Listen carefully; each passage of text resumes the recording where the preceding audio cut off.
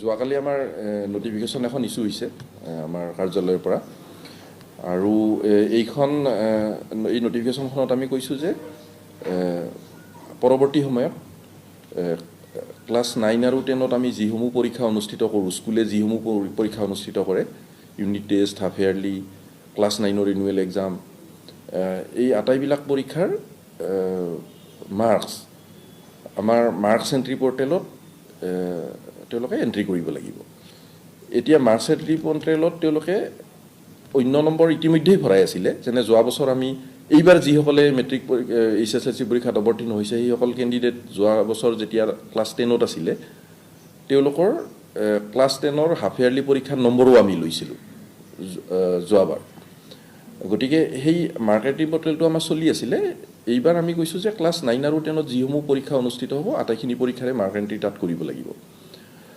আৰু ক্লাছ 10ত যিসকল ছাত্ৰ ছাত্ৰী এইবাৰ ক্লাছ 10লৈকে উত্তীৰ্ণ হৈ আহিছে, মানে ক্লাছ 9ৰ পৰা উত্তীৰ্ণ হৈ 10 পাইছে, তেওঁলোকৰ ক্লাছ 9ৰ এনুৱেল পৰীক্ষাৰ নম্বৰো আমি 30 মে'ৰ ভিতৰত আমি এই মাৰ্ক এণ্ট্ৰি পৰ্টেলত আমি ভৰাবলৈ কৈছোঁ।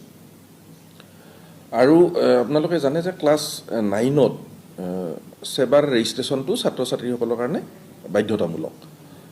এই ৰেজিষ্ট্ৰেশ্যন প্ৰক্ৰিয়াটোও স্কুলবিলাকে ইতিমধ্যে আৰম্ভ কৰিছে, চলি আছে, বহুতখিনি স্কুলে সম্পূৰ্ণও কৰিছে। গতিকে যিসকলৰ বাকী আছে সেইখিনি আমি 15 জুনৰ ভিতৰত আমি সম্পূৰ্ণ কৰিবলৈ কৈছোঁ। আৰু যোৱা বছৰ যি আমি স্পকেন ইংলিছ এপ আমি আৰম্ভ কৰিছিলোঁ যোৱা বছৰ, তাত যোৱা বছৰ ক্লাছ 10ত থকা ছাত্ৰ ছাত্ৰীসকলে তাত 10 নম্বৰ ইংৰাজী বিষয়ৰ 10 নম্বৰ ইণ্টাৰনেল এছেছমেণ্ট মাৰ্কৰ কাৰণে সেই স্পকেন ইংলিছ এপত পৰীক্ষা দিছিল। প্ৰায় 3.5 লাখ ছাত্ৰ ছাত্ৰীয়ে অনলাইনত পৰীক্ষা দিছিল, আপোনালোকে জানে সেই কথাটো। সেই স্পকেন ইংলিছ এপটো এইবাৰ ক্লাছ 9ৰ কাৰণেও আমি মুকলি কৰি দিয়া আছে।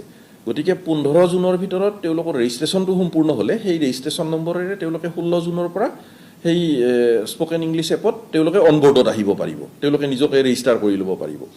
স্কুলে ৰেজিষ্টাৰ কৰি দিয়ে, শিক্ষকসকলে, কনচাৰ্ণ শিক্ষকসকলে ৰেজিষ্টাৰ কৰি দিয়ে। আৰু তাৰপিছত আমি তেওঁলোকে সেই স্পকেন ইংলিছ এপত গৈ ৰেজিষ্টাৰ কৰি তেওঁলোকে ব্যৱহাৰ কৰিব পাৰিব। গতিকে এই কথা আটাইখিনি কথা সাঙুৰি আমি যোৱাকালি আমি নটিছখন ইছ্যু কৰিছোঁ। আৰু তাৰ উদ্দেশ্য এটাই যে আমি যিমানখিনি পৰীক্ষা বা আমি স্কুলবিলাকে অনুষ্ঠিত কৰি থাকে এই ক্লাছ 9 আৰু 10ৰ কাৰণে, আটাইখিনি পৰীক্ষাৰে নম্বৰ যাতে, মাৰ্কছবিলাক যাতে এই পৰ্টেলত আহে আৰু এইটো কণ্টিনিউৱাছ এছেছমেণ্ট প্ৰক্ৰিয়াটোৰ যাতে এটা সুন্দৰ ৰেকৰ্ড আমাৰ হাতত থাকে আৰু অতি চিনচিয়াৰলি, খুব ভালকৈ যাতে এই মানে পৰীক্ষাসমূহ অনুষ্ঠিত হয় স্কুলবিলাকত আৰু তাৰ ৰেকৰ্ডবিলাক যাতে প্ৰপাৰলি এণ্ট্ৰি হয়, তাৰ কাৰণে এই ব্যৱস্থাটো কৰা হৈছে।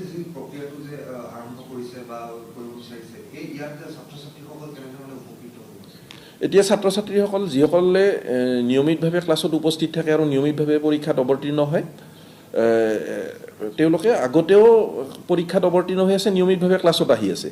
খালি তেওঁলোকে পৰীক্ষাত যিমানখিনি নম্বৰ পালে সেই নম্বৰবিলাকৰ এটা প্ৰপাৰ ৰেকৰ্ডিঙৰ এটা ব্যৱস্থা নাছিল। আৰু এতিয়া কিমান চিনচিয়াৰলি সেই পৰীক্ষাবিলাকত ছাত্ৰ ছাত্ৰীসকল অৱতীৰ্ণ হৈছিল সেই কথাটোৰো এটা সদায় এটা চবেই একেধৰণে অৱতীৰ্ণ নহ'বও পাৰে। কিন্তু যেতিয়া এই মাৰ্ক এণ্ট্ৰি পৰ্টেলত যেতিয়া পোৱা নম্বৰৰ যেতিয়া মাৰ্কছৰ যেতিয়া এটা ৰেকৰ্ড থাকিব, তেতিয়া এই গোটেই ব্যৱস্থাটো এটা চিনচিয়াৰলি এটা পালন কৰা হ'ব, সকলোৱে ভালকৈ পৰীক্ষাত অৱতীৰ্ণ হ'ব। আৰু ইয়ে ছাত্ৰ ছাত্ৰীসকলক পিছত হ'বলগীয়া বৰ্ড পৰীক্ষাৰ কাৰণে তেওঁলোকৰ প্ৰিপাৰেশ্যনটো নিশ্চয়কৈ সহায় কৰিব।